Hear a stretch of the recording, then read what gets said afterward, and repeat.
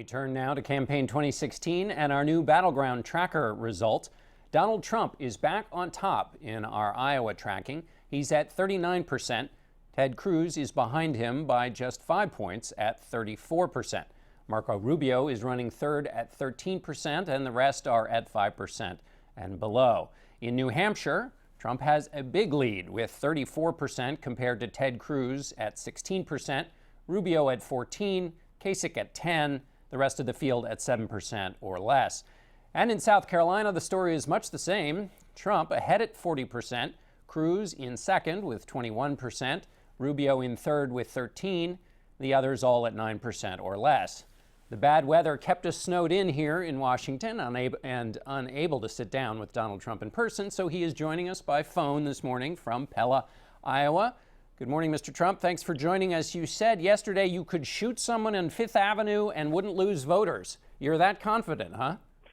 Well, I have a very great group of people, John. I mean, I have people that are so loyal, and it's been so reported, and even in your poll, but in a lot of the polls, they do that, the loyalty factor. And my factor is up when you add it all up. It's pretty much close to 90%. These are people that just won't leave. They will not leave. I love my people, and it's a great thing. I mean, it's a great thing. Far greater loyalty than any other candidate by double, triple, quadruple, and I love my people.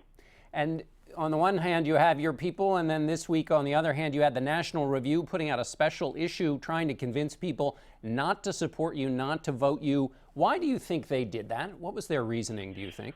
Well, it's a failing magazine, number one. They need publicity. They are people that, most of whom I don't know, most of whom, don't forget, I've been in business. I've made a lot of money, which I'm going to do for the country now. I've been focused on jobs and money and deals, and that's what I do. And that's what the country needs. These are people, for the most part, I don't know. I don't even know who most of them are. I don't want to know who most of them are. And they're just people that are, I guess, trying to save a magazine that's close to closing up. And, they're going to get publicity. And I actually think it plays into what I'm saying because it shows the divisiveness. They backed Romney, he lost. They backed McCain, he lost. They lose, and they don't know how to win. And I'm not sure they even want to win. They just want to stay relevant. And they're very irrelevant. They make an argument in the magazine that Ted Cruz has also made, which is that you're not, and this is the phrase, a consistent conservative, that you've changed your positions on some things over time. What's your response to that critique? Well, usually I just evoke the name Ronald Reagan. I mean, Ronald Reagan was a fairly liberal Democrat, and he evolved over years, and he became more and more conservative. And he was not a very conservative person, but he was pretty conservative, and he ended up being a great president. And I have evolved on many issues, and on some issues I'm very much the same. I've been constant on many issues, but I have evolved on certain issues, and I think evolved, through experience and through, as you grow older, you see things and you watch things and you study things. But Ronald Reagan was the exact same thing. He was actually much more liberal than I was. He was fairly liberal as a Democrat, but a lot of people don't know that. And he became a fairly conservative person, but he did become a great president. What's your definition of conservative? Well, I think it's a person that doesn't want to take overly risk. I think that's a good thing. I think it's a person that wants to, in terms of government I'm talking about, a person that wants to conserve, a person that wants to, in a financial sense, balance budgets, a person that feels strongly about the military, and I feel very strongly about the military. And, you have some of these people, they don't even want to focus on the military. Our military is falling apart. I feel I always have felt very, very strongly about the military. By the way, if you look at vision, when you look at the word vision, I was the one that said, take the oil. I've been saying that for years. And I said, take the oil, let's take the oil. And nobody would listen. Then all of a sudden, after Paris, they started saying, maybe that's right, we'll take the oil. They still don't do it the proper way. You mean from and, ISIS? I was, which is a little bit different than a normal conservative, but I was very much opposed to the war in Iraq. A lot of these guys were all for the war in Iraq. Look what that's got us. We spent $2 trillion. We lost thousands of lives. We have nothing. We're now handing Iraq over, just handing it over to Iran. Iran is going to take over Iraq. And I said that was going to happen. I said that years ago, at 2003, 2004, that Iran will take over Iraq with the largest oil reserves in the world. And that's not a conservative position. When I was, saying don't go into Iraq, I'm a very militaristic person. I'm very much into the military, and we'll build our military bigger, better, stronger than ever before. But and that's safe. That's actually the cheapest thing to do as opposed to what we have right now. But I was opposed to the war in Iraq.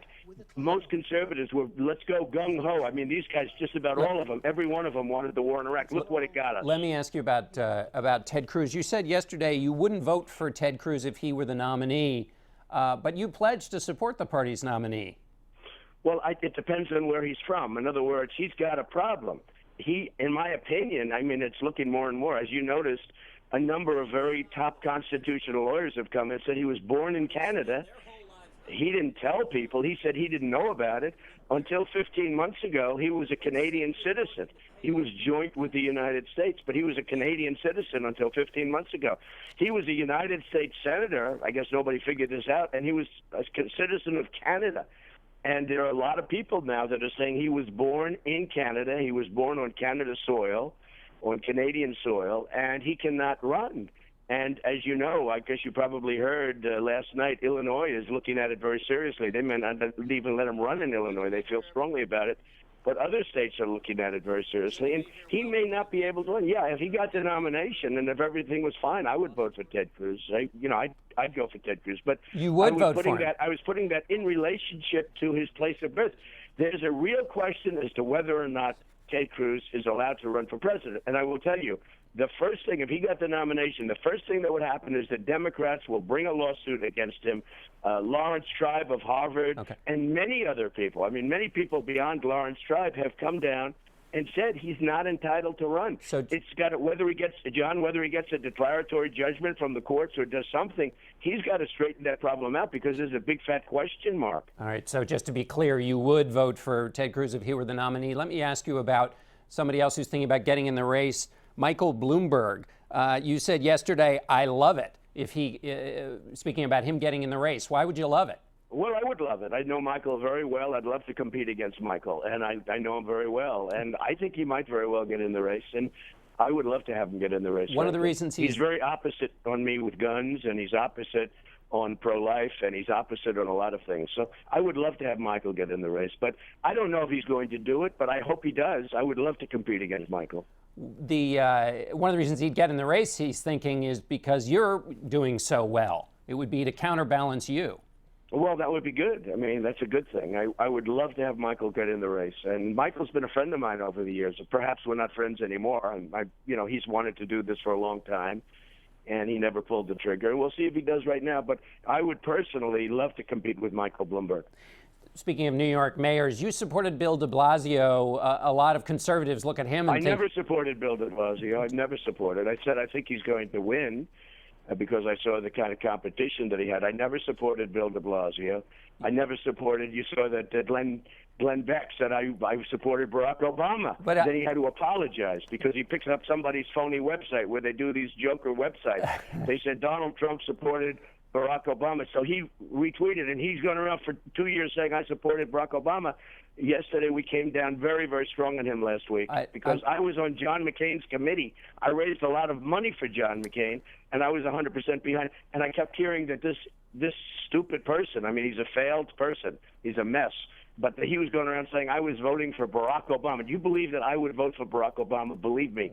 So he didn't do it. So he actually issued an apology when he found out he got duped. He got duped by some trickster. The de Blasio quote I was looking at is you said, I think pretty strongly that he'll end up being a good mayor, maybe a very good mayor. I just wondered why you thought that if he's... Well, I did say that because I deal in New York, and frankly, I hope he was a good mayor. He's turned out to be a terrible mayor. He doesn't know what he's doing.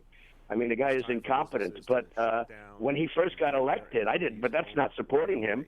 Obviously, I have many buildings in New York. I have a tremendous business in New York. It's nice to see a guy, if he gets in.